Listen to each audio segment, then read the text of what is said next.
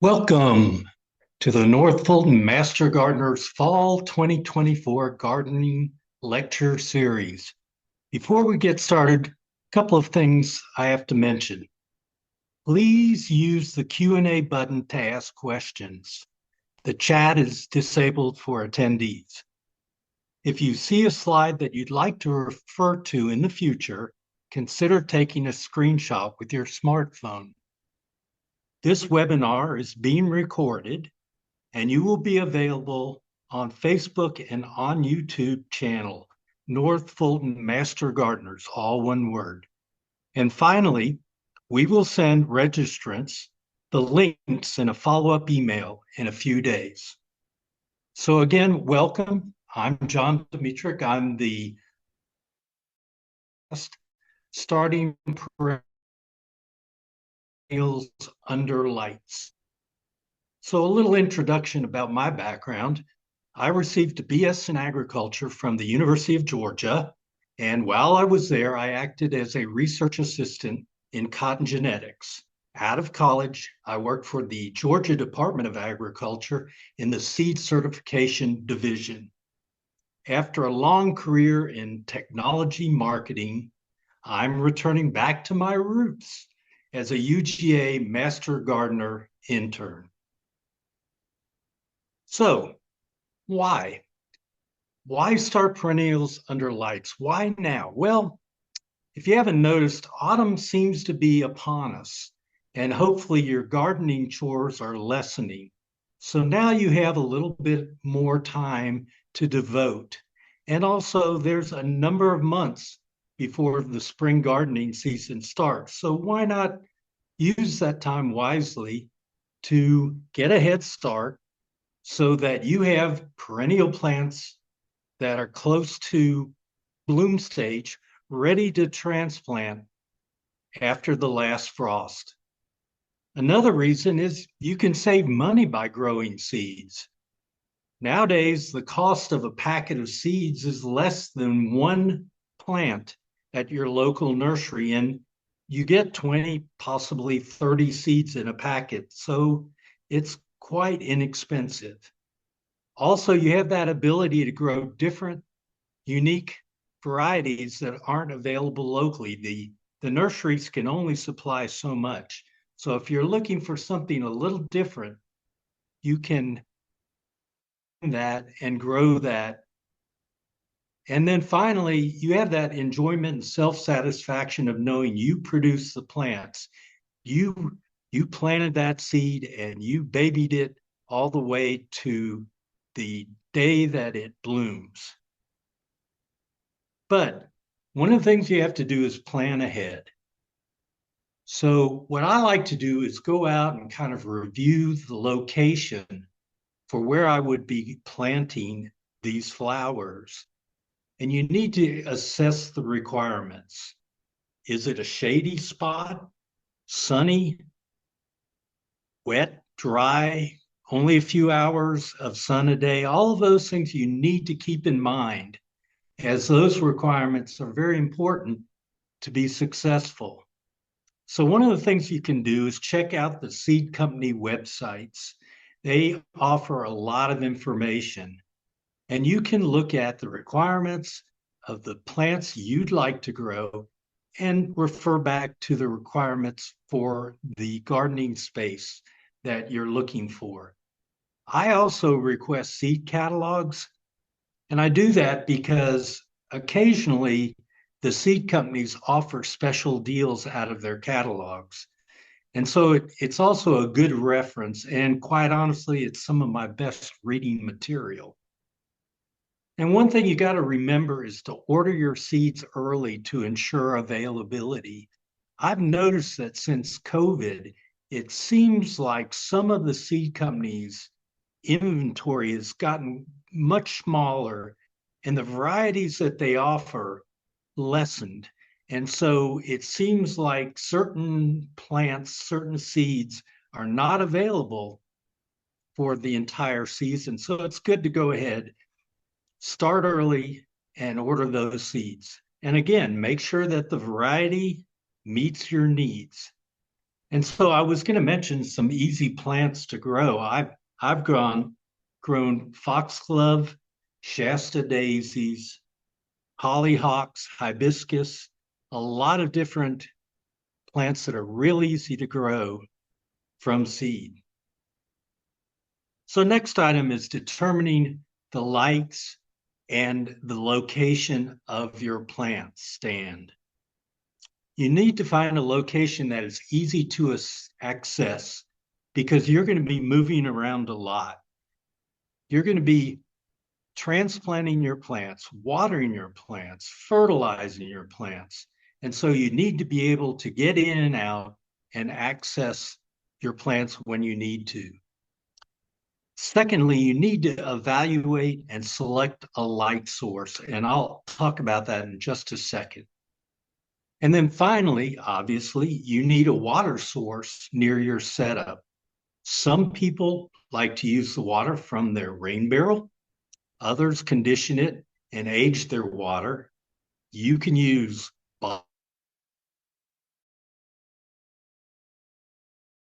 bottled water or you can use tap water. It really is up to you. In this slide, I just wanted to show a few of the different types of plant stands. And one of the things you have to keep in mind is you can spend a lot or you can spend very little. It really doesn't depend. If you're really into growing plants under lights like I am, you might want to invest in a three-tiered light stand like the one on the left, but you can just invest in a single light stand like the one on the right. So back to the lights. It used to be we used fluorescent lights. Now the norm is LED full spectrum plant lights.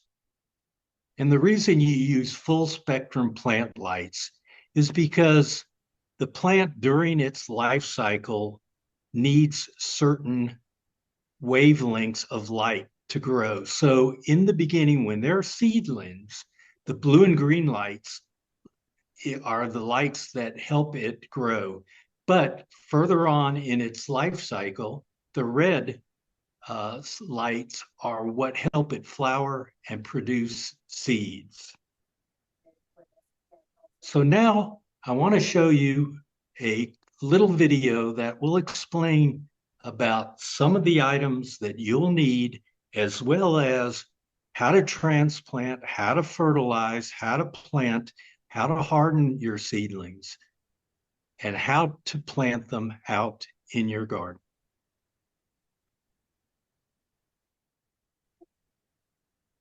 So I just wanted to show you a few of the items that you'll need when you go to start your perennials under lights. And the first item, obviously, is the lights. So you'll see I've got a pair of LED full spectrum lights.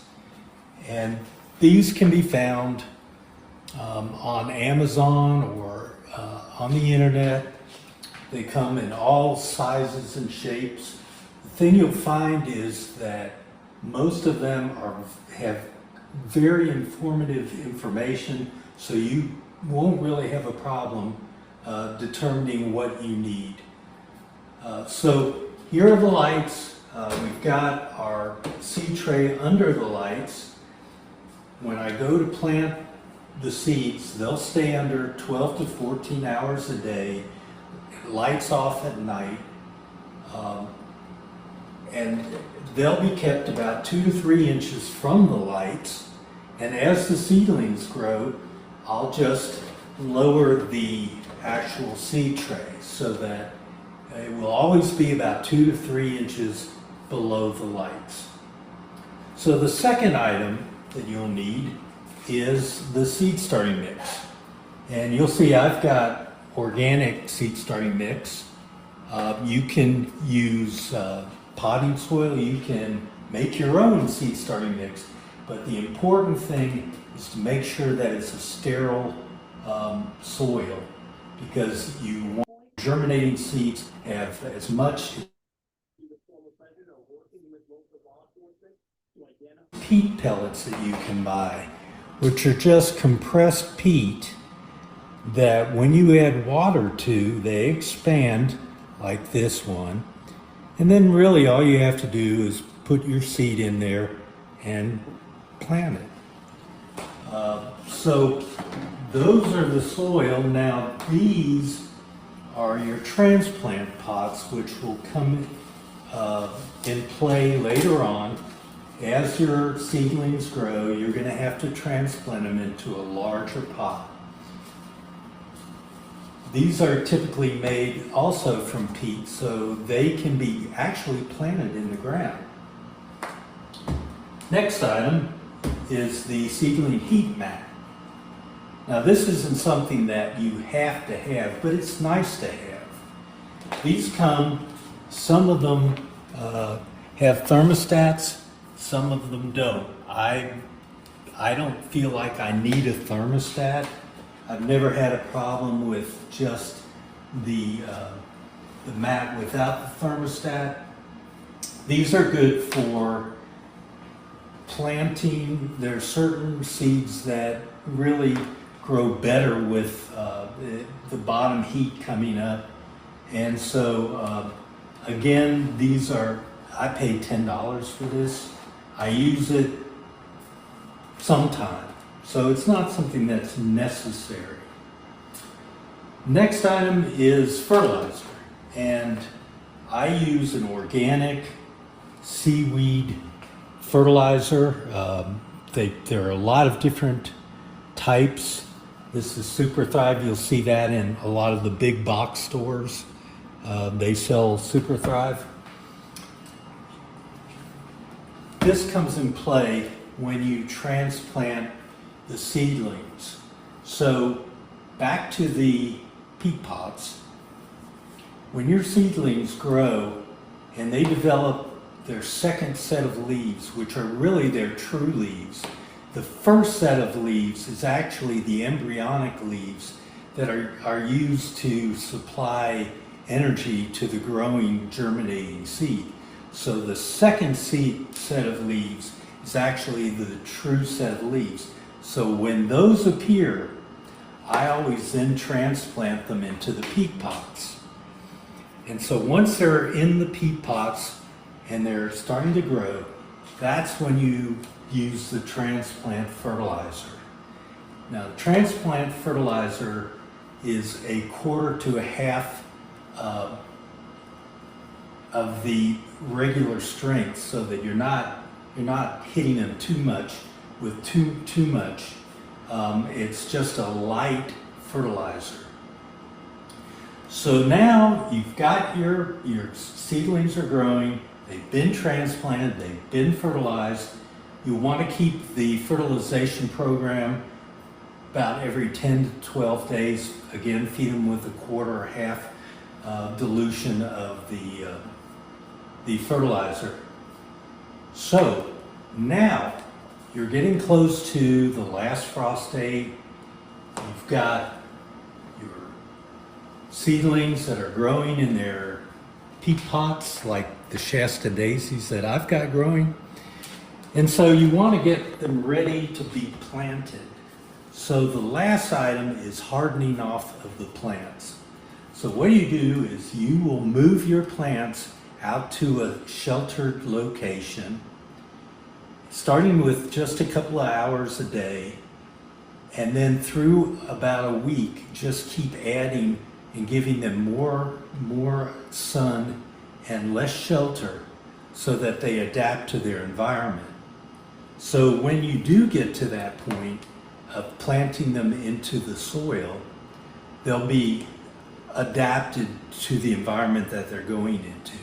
And then lastly, you want to plant them on a cloudy day or even late in the afternoon, just to give them a better chance against the strong sun. So those are all the items that you need for growing perennials. So I hope you enjoyed that video, and I've added a sheet with some references to give you some ideas of places to pursue for the different items that I just mentioned in the video.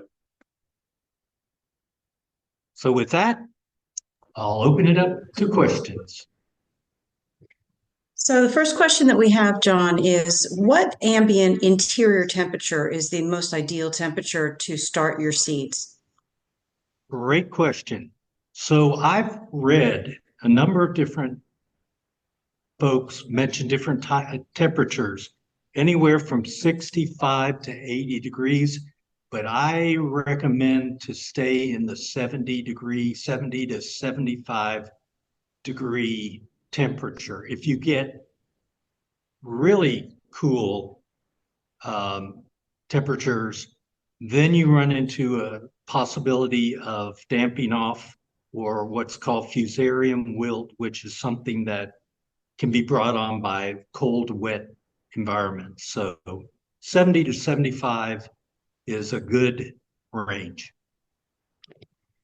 Thank you. Another question is what are some perennial um, native seeds that can be easily started indoors? So it's interesting. I know a lot of people have started growing a lot of native plants. And it's funny, most of the native plants that I've run into are very easy to start. So some of those are bee balm or monarda. Cone flowers are real easy. I've been growing those every year. Black-eyed Susans, blanket flower, all of those are native plants and they're real easy to grow. What is the process regarding starting milkweed, Asclepias tuberosa, or other forms of milkweed for butterflies? I Um, would say that I've never grown milkweed, but I would imagine that it has the same requirements as the other seeds. I would imagine the seed packets have information Right. regarding And that's stratification. right. So that's where the seed company websites come into play because that's true. There's certain seeds that scarification or stratification, it's important, I don't know, I'm thinking about morning glories, but there are a lot of different seeds, moonflower, those kind of things that you have to either cut or scrape in order for them to break the seed coat. Thank you. You may have mentioned this, but how many hours of light do you give the germinating seeds and then also the seedlings? Okay, so I usually run 12 to 14 hours for both. Have you tiered the starting times or dates across the fall and winter based on your most favorite plants to start? So the thing is you can start them now. What you're going to run into is that you're going to have to continue to transplant them. I don't have a problem with that. I've got so many pots that I may transplant 3 or 4 times, but the result means that when the time comes to plant, you have a very mature plant and ready to flower, which means that you have a longer flowering season in most cases. I don't see any other questions. We'll just give another moment. Any of the registrants that are on this call or on this webinar? Oh, here's another one. What's the trick in watering the seedlings? How do you gauge too much or too little? Okay, so I was thinking about this the other day when I was mentioning the peat pellets. They're a little trickier because they don't have a real thick covering. So you have to be real careful about watering the peat pellets if you're using those as your medium for your seeds. So I typically do the old touch the soil field test to know when to water. Now, in a peat pot, it's a little different. You may not have to water as much, but again, I just stick my finger in, feel if it's a little moist, and that's what I use as determinant. Okay, one more question or comment. I thought coneflowers also need cold stratification before planting. They could, yeah, they do. Yeah, I didn't mention stratification on just the plants that I had mentioned, but yeah, What is your process of cold stratification? you can either use like a file and file it. You can use a knife and just nick it. Those are the ways I do it. Okay, I don't see any other questions. Why don't you continue, John, and we'll ask Okay. everyone if there are any other questions, please put them into the chat, the Q&A button, please. Okay. So we just wanted to thank all of our supporters and also our media supporters. And also, if you want to find out more about the North Fulton Master Gardener Program, we are on social media. So all of these are the different areas you can access our information. And finally, we are a nonprofit, so there are many ways to donate and support our work, our fine work at North Fulton Master Gardeners. All right, John, we do have some additional questions. Is the potting soil to be kept constantly wet? No, I wouldn't keep it. Well, again, you mean, I guess the question would be when a plant is in it or just if it's being kept. I usually, I guess there's two things. One is if it's just being kept uh, by itself, I just roll it up and make sure that it doesn't dry out, but it would do the finger test to make sure that the moisture is proper for the plant itself. Okay, thank you. Another question is, we have a seed starting setup in a controlled basement. We have regular fluorescent bulbs. Must we have quote unquote, grow lights to be, light bulbs to succeed? I've planted in potting soil and this past year in coir mixed, but never get to second set of leaves or third set of leaves. What am I doing wrong? Okay. Boy, so it's been a long time since I've grown with fluorescent lights. Um, the only thing that I can think of, and it's been at least 10 years, I know that you have to make sure that you have the right spectrum lights. I would recommend going online and doing some research because again, I've been using LED full spectrum lights for a long time. But I do remember that there was a certain combination of soft white and cool white lights in order to give you that full spectrum. But again, it's been too long. I would go online and just check it out. That might be the problem. Thank you. Why is it necessary to use fertilizer at a seedling stage? Isn't the soil the seeds are planted in rich enough? Well, the seed starting material, it depends.